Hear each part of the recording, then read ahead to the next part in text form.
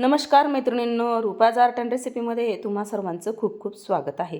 मैत्रिणींनो, आज आपण बनवणार आहोत पौष्टिक असा गुळाचा शिरा। गुळामध्ये भरपूर असं लोह आणि खनिज असतात आणि शरीराला ऊर्जा देण्यासाठी हा शिरा खूप फायदेशीर ठरतो। तर चला वेळ न घालवता रेसिपीला सुरुवात करू। रेसिपीला सुरुवात करण्याआधी गॅसवरती आपल्याला कढई ठेवायची आहे। कढई गरम झाली की 4 ते 5 चमचे यामध्ये साजूक तूप घालायचं आहे। तेल आपल्याला व्यवस्थित असं गरम करून घ्यायचं आहे आणि त्यानंतरच यामध्ये आपल्याला एक मोठी वाटी रवा घालायचा आहे। बघा, वाटी मी मोठी घेतलेली आहे आणि रवा बारीक घेतलेला आहे। तर हा रवा आपल्याला 5 ते 7 मिनिट एकसारखा हलवत मीडियम फ्लेमवरती सोनेरी रंगावरती भाजून घ्यायचा आहे तुपामध्ये। बघा, अशा पद्धतीने एकसारखं हलवायचं आहे म्हणजे रवा खाली लागणार नाही। तर रवा आपला इथे आता बघा भाजून होते 3 ते 4 मिनिटं झालेली आहे। त्यानंतर इथे मी 2 वाट्या पाणी ठेवले। ज्या वाटीने रवा घेतला आहे त्याच वाटीने दुसऱ्या शेगडीवरती पाणी गरम करण्यासाठी ठेवले। तुम्ही पाण्याऐवजी इथे दूध वापरलं तरीही चालेल।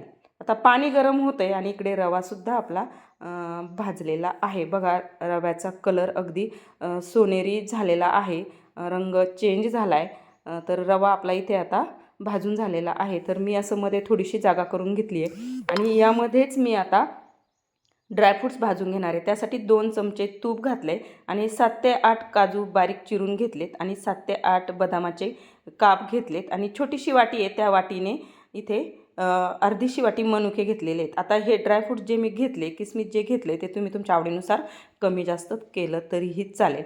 आता तुपामध्ये एखादं मिनिटभर आपल्याला हे परतून घ्यायचं आहे, भाजून घ्यायचं आहे, त्याचा थोडासा कच्चेपणा नाहीसा होईपर्यंत।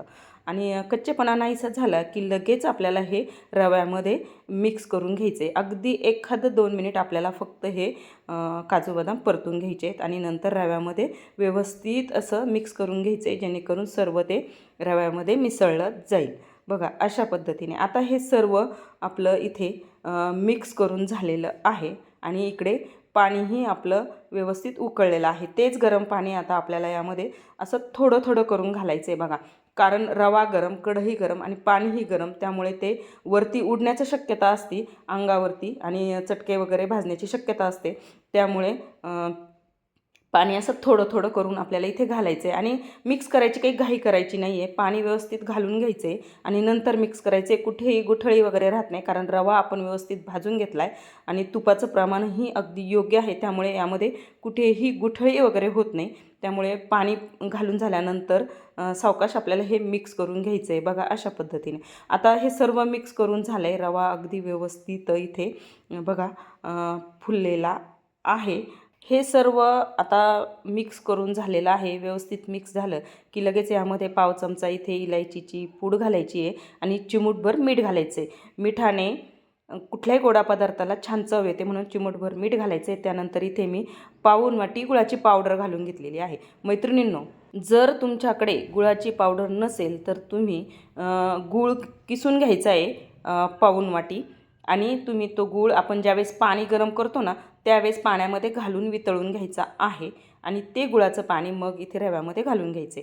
पण माझ्याकडे गुळाची पावडर होती म्हणून मी गुळाची पावडर घातली आणि 2-3 मिनिट याला व्यवस्थित असं वितळेपर्यंत मिक्स करत राहायचं आहे। गॅसची फ्लेम मिडियम ठेवायची आहे आणि एक 3-4 मिनटं व्यवस्थित मिक्स करून घ्यायचं आहे। बघा, किती छान व्यवस्थित मिक्स झालेला आहे आणि त्याचा सुवासही अगदी घरभर पसरला आहे। गावरान तूप आणि गूळ, वा एकदम मस्तच अगदी होतं।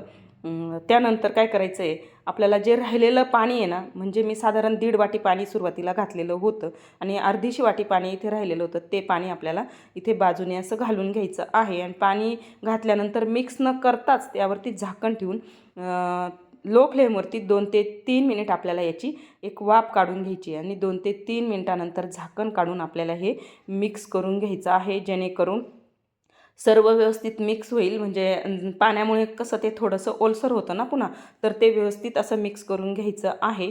गॅसची फ्लेम आपल्याला मिडियमच ठेवायची, म्हणजे शिरा खाली लागणार नाही किंवा करपणार नाही त्यामुळे। आणि हे व्यवस्थित असं पुन्हा एखाद मिनिटभर आपल्याला मिक्स करून घ्यायचं आहे। बघा, किती सुंदर, आणि झाकण जेव्हा काढतो ना मैत्रिणींनो, त्याचा सुवास अगदी एकदम छान येतो। गावरान तूप, गूळ वा भन्नाट अशी ही रेसिपी होते. तर बघा इथे आता आपलं हा शिरा तयार झालेला आहे. तुम्हाला थोडंसं मी जवळून दाखवते. तर अशी गुळाची शिऱ्याची जी रेसिपी आहे तुम्ही करून खा. थंड हवामानामध्ये किंवा काही शारीरिक कष्ट केले, श्रम केले असेल तर असा गुळाचा शिरा अवश्य करून खा. चला आता आपण एका बाउलमध्ये सर्व करू. तर इथे मी एका बाउलमध्ये सर्व करत आहे. तर मैत्रिणींनो, नक्कीच अशी शिऱ्याची रेसिपी करून पहा आणि कशी झाली आहे छान छान कमेंट करा. आता इथे काजू आणि बदामाचं काप घालून मी हे गार्निश करत आहे. तर छान असं गार्निशिंग करून घ्यायचे. तर इथे गुळाचा शिरा आपल्याला खाण्यासाठी तयार आहे. तर छान छान कमेंट करा. तुमच्या कमेंटने ना खरंच छान प्रोत्साहन मिळतं, नवनवीन रेसिपीज बनवायला प्रोत्साहन मिळतं, मोटिवेशन मिळतं. त्यामुळे छान छान कमेंट करा आणि व्हिडिओ आवडला ना तर शेअर करायला बाकी विसरू नका. आणि चॅनलवरती नवीन असाल तर सबस्क्राईब पण करा, बेल आयकन क्लिक करा, म्हणजे असेच नवनवीन आणि पारंपरिक व्हिडिओ तुमच्यापर्यंत येतील.